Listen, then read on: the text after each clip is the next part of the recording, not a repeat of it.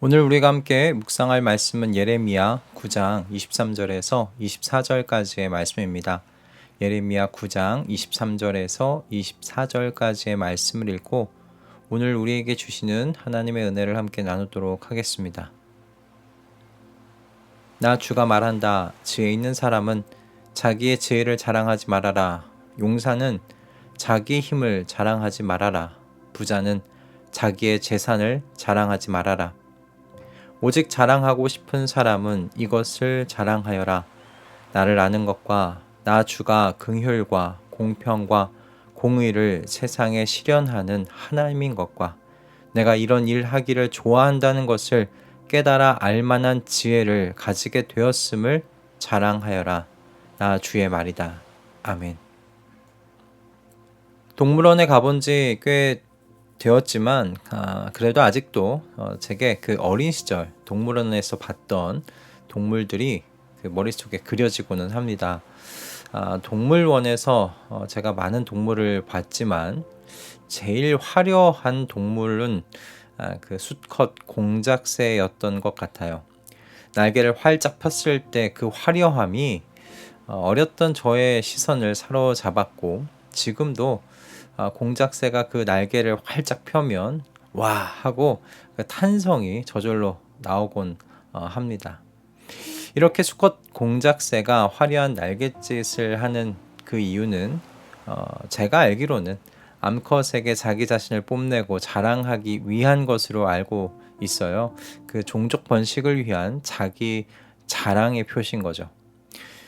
물론 하나님께서 창조하신 동물 중에 자기를 이렇게 뽐내고 드러내는 동물이 이 수컷 공작새만 있는 건 아닙니다. 조금만 검색해 봐도 종족 번식을 위하여 자기 뽐내기를 하는 동물들은 많이 찾아볼 수 있어요. 종족 번식을 위한 것은 또 아니지만 우리도 우리 자신을 드러내는 행동들을 합니다. 자기 PR이라는 말 여러분 들어보신 적 있으실 거예요. 이 말은 자신을 또 브랜드화해야 한다는 말로도 이렇게 종종 쓰이는데 취업 또는 자기 사업을 하는 사람들에게 꼭 필요한 것이죠. 자기의 강점을 잘 포장해서 드러낼 수 있어야 경쟁 속에서 생존할 수 있으니까요. 그러니 생존해야 한다는 그 의미에서 자기 자랑은 저는 이 시대를 살아가는 모든 사람들에게 필요한 지혜다라고 생각을 합니다.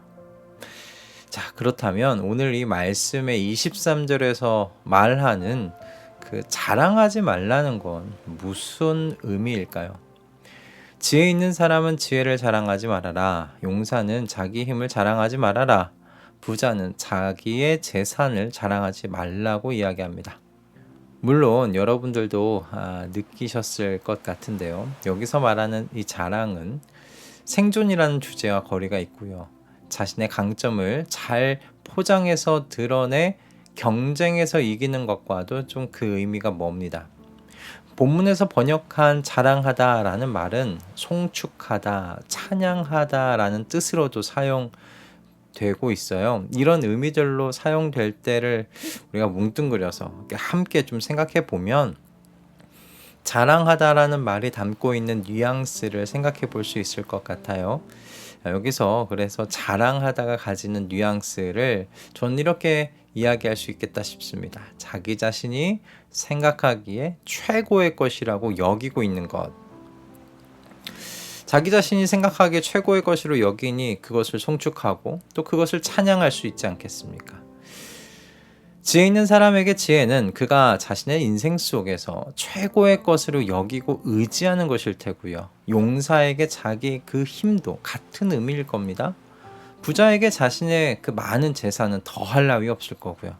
그래서 자랑하려는 사람, 자신이 소유한 것 중에 최고의 것이라고 자신이 가장 의지하는 것을 말하려는 바로 그 사람은 하나님과의 관계를 자랑하라는 이 하나님의 말씀이 오늘 이 성경을 읽는 모든 하나님의 백성들로 하여금 바로 이 자리에 머물러서 생각하게 만드는 것이 아닌가 싶습니다.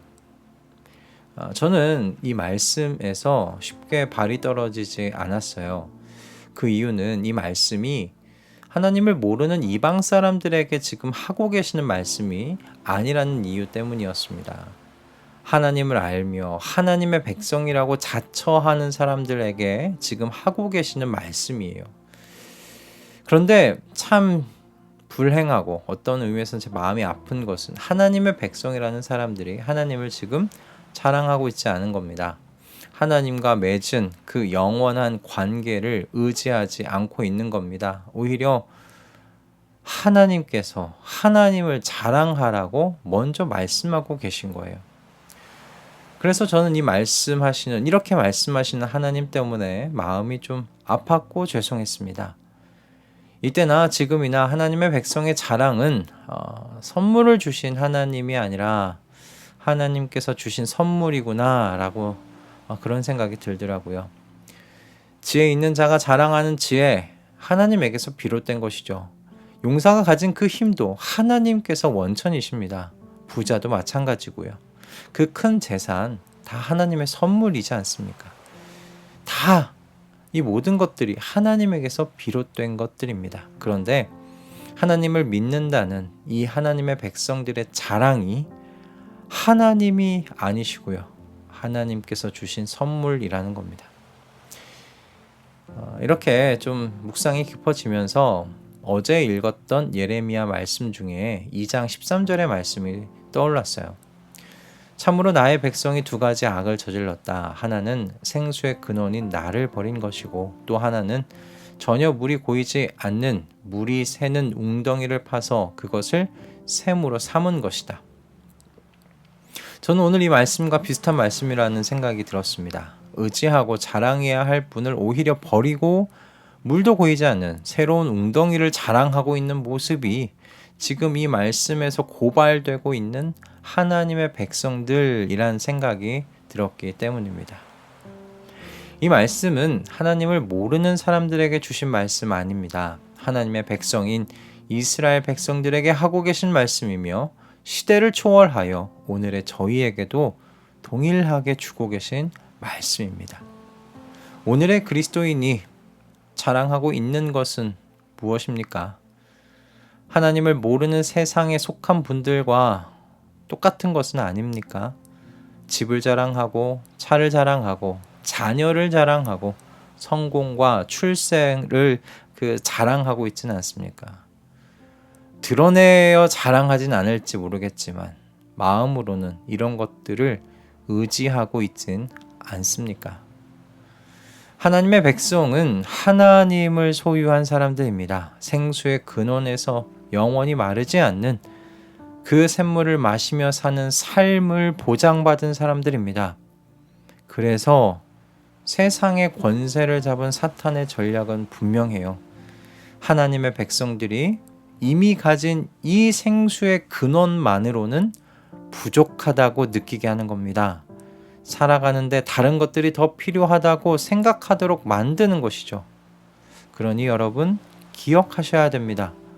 하나님의 백성들이 광야에서 생존할 수 있었던 건 오직 하나님께서 그들과 함께 하셨기 때문이었습니다. 그때 이스라엘은 그들과 함께 사시며 동행하시는 하나님을 의지하고 자랑하는 것 외에는 없었습니다. 바라기는 저와 우리 모든 가족들에게 하나님께서 최고의 분이 되시기를 소원합니다. 그래서 오직 주님만을 의지하는, 오직 주님만이 유일한 생수의 근원이신 바로 그 삶을 살아가시는 우리 모든 가족분들 되시기를 기도합니다. 하나님의 자녀가 아빠, 아버지의 관계를 자랑할 때 그 아버지가 얼마나 기뻐하실지 여러분 그 마음이 알아지는 복된 아침 되시기를 주님의 이름으로 또한 축복합니다. 기도하겠습니다. 주님, 저희는 많이 어리석어서 주님께서 선물로 주신 것을 자랑하고 또 그것을 의지할 때가 있습니다. 그러나 우리의 연약한 것을 아시고 또 오늘 이 말씀으로 생수의 근원이신 주님을 보게 하시고 주님과 맺은 영원한 관계를 묵상하게 할 수 있도록 우리를 깨워주셔서 감사합니다. 주님을 의지하는 인생이기를, 주님만을 자랑하는 인생이 되기를 기도하오니 주님 성령으로 충만하게 하셔서 늘 깨어 세상의 유혹에 빠지지 않도록 인도하여 주시옵소서. 예수 그리스도의 이름으로 기도드립니다. 아멘.